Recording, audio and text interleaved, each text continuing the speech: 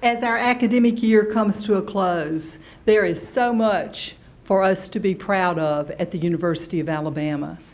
We truly have one of the most beautiful campuses in America, thanks to the hard work of our people in grounds, our people in facilities, the leadership that Dwayne Lamb, Dan Wolf, Tim Leopard play.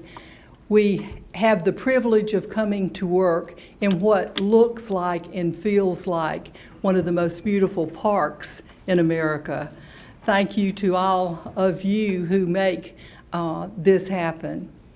In addition to our beautiful campus, we have outstanding, nationally competitive academic programs. We have facilities that are second to none at academic institutions around the United States. But the thing that makes working at the University of Alabama truly special are the people, and you represent the faculty and staff and alumni that care so deeply about the University of Alabama.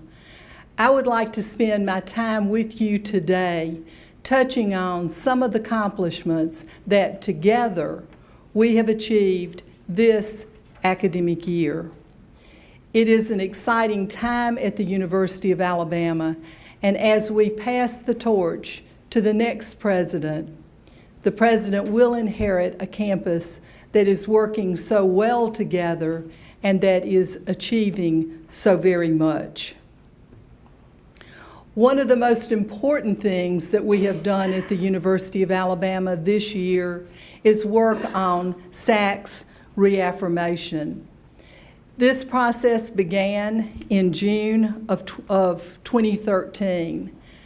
I guess I should say, Ginger would probably correct me, it began in earnest in June of 2013. It's a continual process. It goes on every year throughout the 10-year reaffirmation period.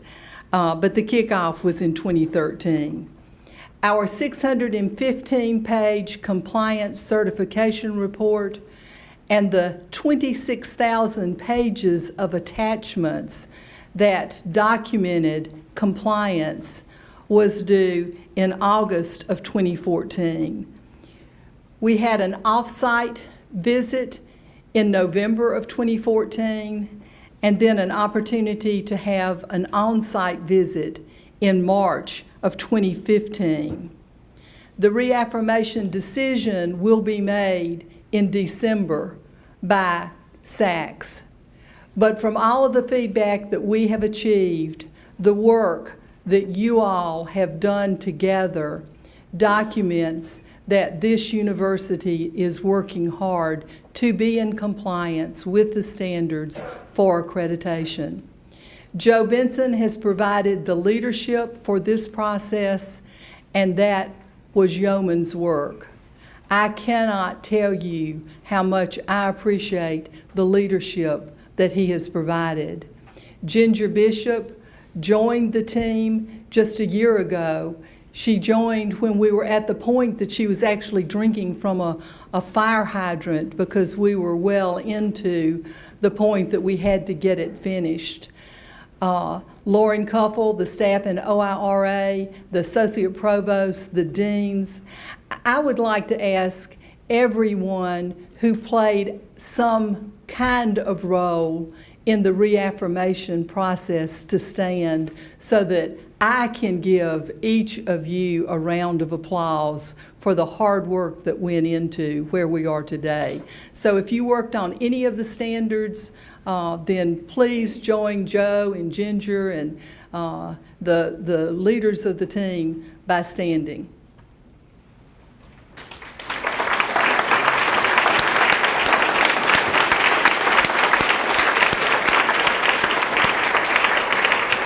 And I see some people who didn't stand, and I know for sure they played a role. This was a very modest group. One of the things that is so important to what is going on now are searches.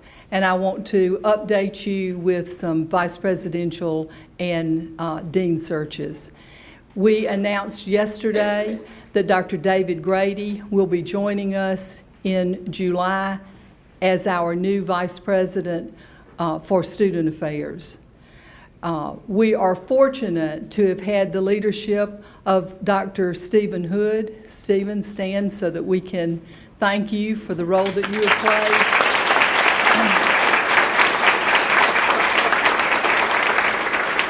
When Dr. Nelson accepted the deanship of the College of Communications and Information Sciences this summer, Dr. Hood stepped in and has served as our interim vice president for student affairs, and we have literally not missed a beat. So thank you, Stephen, for an extraordinary job, and we all look forward in welcoming Dr. Grady back home to the University of Alabama. He started his career at the university in the mid to late 80s, but he has been away and he will be returning to the University of Alabama from the University of Iowa. The vice president for, well, I should acknowledge that Molly Lawrence and Travis Railsback served as co-chairs of the search committee for the vice president for student affairs. Dr. Gilbert is serving as the chair of the Vice President for Advancement Search Committee. That committee is making progress, is narrowing the pool and conducting some off-site visits with the hope that we will be bringing some candidates for the Vice President for Advancement to campus for interviews later this month. The provost search is going to be put on hold, allowing our new president the opportunity to initiate that search when the new president is in a position to do it. We welcomed our newest dean in January. Will Craig Edelbrock please stand so that we can all officially welcome you?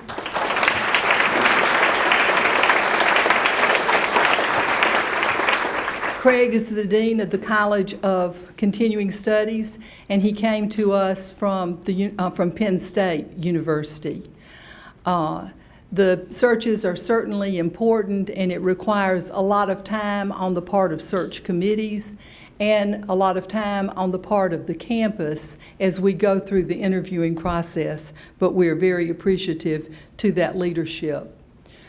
One of the most important things that we can do for our students is to send them out into the world with the degrees that they came to the University of Alabama seeking. Over the last 5 years, we have steadily increased the number of degrees that we are granting at both the undergraduate and the graduate level. At both the undergraduate, the graduate level, and the total number of degrees, there's been a 26% increase over the last 5 years. At the baccalaureate level, I don't have statewide data at the graduate or the total degree level, but at the undergraduate level, while we increased by 26% over the last 5 years, if you take the other 13 public universities, excluding the University of Alabama, the increase was 8%.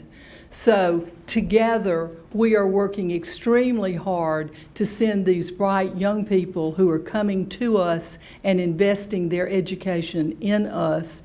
We are sending them out into the world with their degrees. We are just now getting information about the next round of elite scholarship winners. We have 4 Goldwater scholars. The first 3 listed here are in chemical engineering.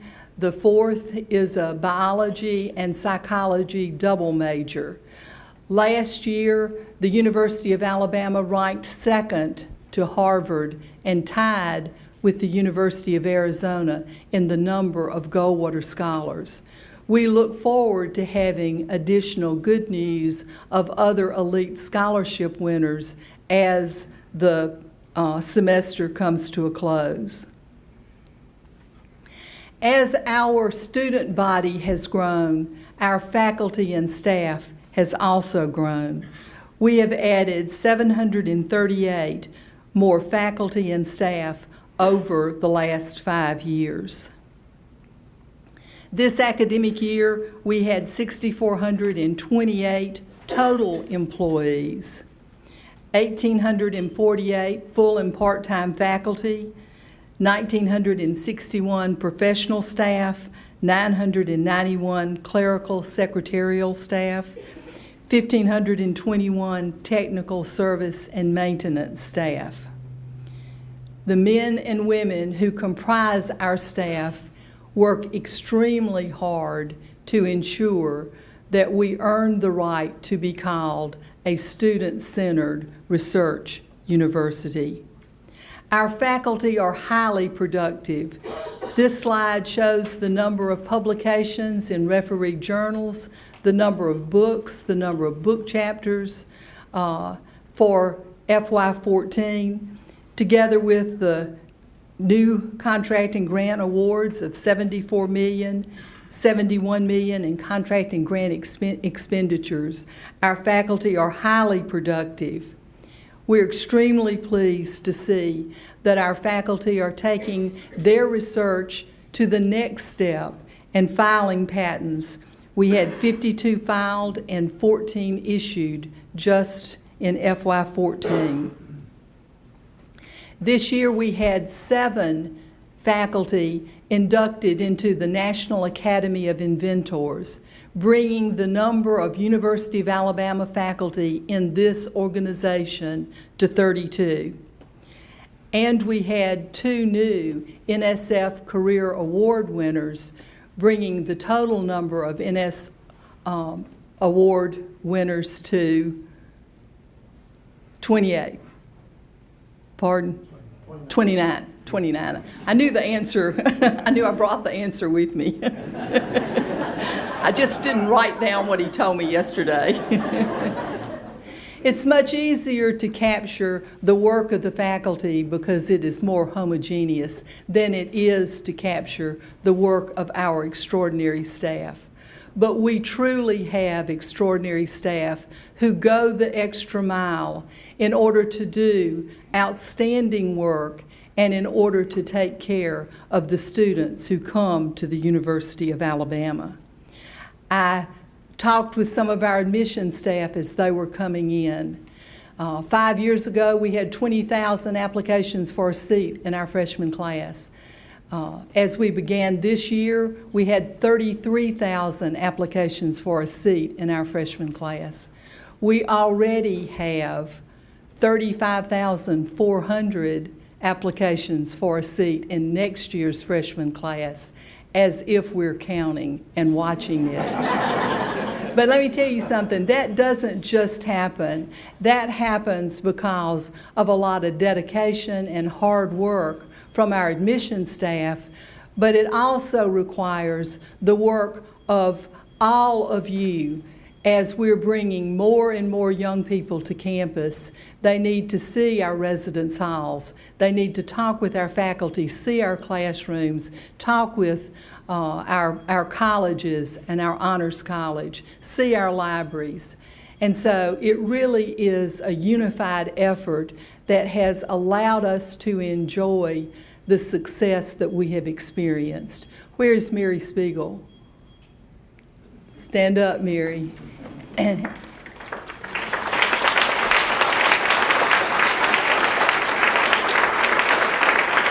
her colleagues in the admissions office can stand up as well. But when Mary and I began working together, there were 7,500 applications for a seat in the freshman class at the University of Alabama. So we have truly come a long way.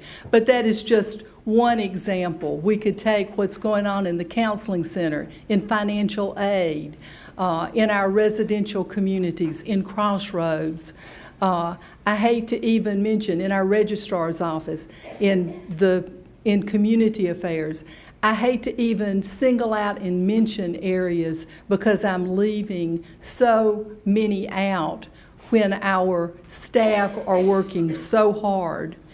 But I want to share a statistic with you that Dr. Benson and our colleagues in OIRA have generated that I think speaks to the quality of our staff. The last cohort that we have graduation data for is the 2008 cohort. The 6-year graduation rate for the 2008 cohort was 66%. Those who've worked closely with me, like the deans and staff and academic affairs, know that my goal was to push that number up and to push it up much higher. But you really have to peel the layers of an onion back in order to know what you are doing with your graduation rate, because there's so many factors that go into it. The thing that makes me enormously proud of our staff is, of the students who entered in 2008 who worked on campus at the University of Alabama 1 or more years, had an 80% graduation rate. Now, there are many other students who worked off campus, but the students who worked on campus had staff who cared about whether or not they came to work. And if they didn't come to work, they were reaching out to find out why. They had staff who were helping them solve problems, find a dentist if they needed one, understand the complexities of navigating an academic community that is as large and as robust as the University of Alabama. Students who did not work on campus, they may have worked off campus, but they did not work on campus, graduated at a rate of 62%. So if we want to improve our graduation rates, Dr. Gilbert, we've got to find more money to invest in student employees. We put about $10 million this past year into undergraduate students and another $20 million into graduate students. So we invest $30 million in our students' ability to work on campus. Students who receive Pell Grants graduate at a much lower rate than students who do not. Nationally, about 40%, according to the Chronicle of Higher Education, of students who receive a Pell Grant graduate within 6 years. In our 2008 cohort, 55% graduated in 6 years. So our overall is much higher than the national statistics. But if you look at the students who received a Pell Grant who worked on campus, their graduation rate mirrors the overall graduation rate for our 2008 cohort. I think that deserves a round of applause. I am extremely proud of that. 50% of our Pell Grant students who never worked on campus graduated in 6 years. As we began this year, we opened a number of new facilities: Presidential 2, the Student Activity Center at Presidential Village, Fresh Foods, the Ferguson Addition, and the rowing facility, among others. We took possession of the Bryce campus. We purchased the Peter Bryce campus in 2010, but we could not take possession of it until the new Bryce Hospital was built. There is much work going on at the Peter Bryce campus. Road is being constructed, buildings are being renovated.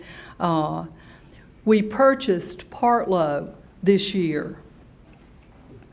We are in the final stages of completing the East Campus Safe Shelter. This will provide a place for people in the area of the Child Development Research Center, the Capstone College of Nursing, the College of Community Health Sciences, Capstone Village to go in the event there is severe weather or other types of emergencies. This will be open in the summer.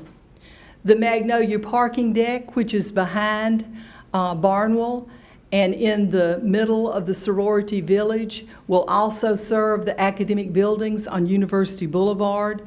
Will provide around 1,000 parking spaces, and it will be complete this summer and will be ready in time for fall semester. When the Shelby complex was complete, engineering vacated Hauser Hall. It is being renovated and will be available for the Center for Veterans and Military Affairs, the Test Center, the Office of Disability Services, and there will be some classrooms in Hauser Hall. And this will be ready this summer. The new Sewell Thomas Baseball Stadium is making progress. It will be available by the time baseball season rolls around next year. Across from the baseball stadium is the Bryant Conference Center, Moody Music. The City of Tuscaloosa is partnering with the Bryant Conference Center to add an addition. We are adding an addition onto Moody Music for the $1 Million Band and for the music performance area. Across the street will be a new, much-needed parking deck.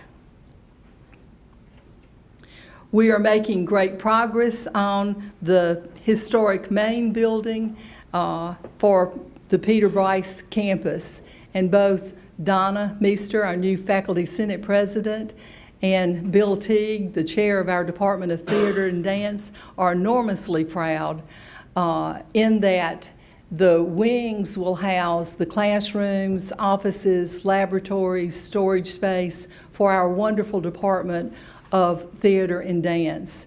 We will construct, coming up to the building, new performance space for theater and for dance. This project will take a number of years to complete, but work on it has started. A new classroom building has begun on the Peter Bryce campus. This is across from Shelby Hall, and this classroom building will be open in time for fall classes in 2016. As we closed the last fiscal year, our staff in the Office of Advancement, together with our colleges and athletics and other areas of the university, raised $79 million in realized gifts and $111 billion if you include realized gifts, pledges, and expectancies, which is what we normally include when we report results of a capital campaign. Of course, we're not in a capital campaign, but our staff were able to raise these gifts for our university at a time when two other universities in our state were in the middle of billion-dollar campaigns. This speaks volumes for the loyalty that our alumni have for the University of Alabama. Our alumni are truly faithful, loyal, firm, and true. As I conclude, let me add some personal reflections as my tenure as president of the University of Alabama comes to a close. When the Board of Trustees gave me the opportunity to serve as the 28th president of the University of Alabama, I promised them that together we would build on the progress. Together we would maintain the momentum. With your support, I hope you believe that we have delivered on that promise. One of the special opportunities that a president gets is to live in the President's Mansion on our campus. One of the things that I enjoy most in the President's Mansion is to be on the front porch, to stand where every president has stood since Basil Manley was president in 1841.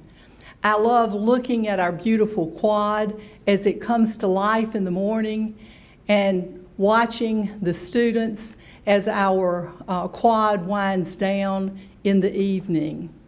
It is truly an honor to have served as the 28th president. As we pass the torch to the 29th president, I am so proud that we will be able to hand over an institution that is working together in a way that is unprecedented and is allowing us to move this university forward. We are now a nationally competitive academic as well as athletic institution. And we truly have students at the center of everything we do. I'm enormously proud of all that together we have been able to accomplish. I appreciate the support that you have provided me, and I can say to you in all sincerity, the best days for this university lie before us. Roll Tide.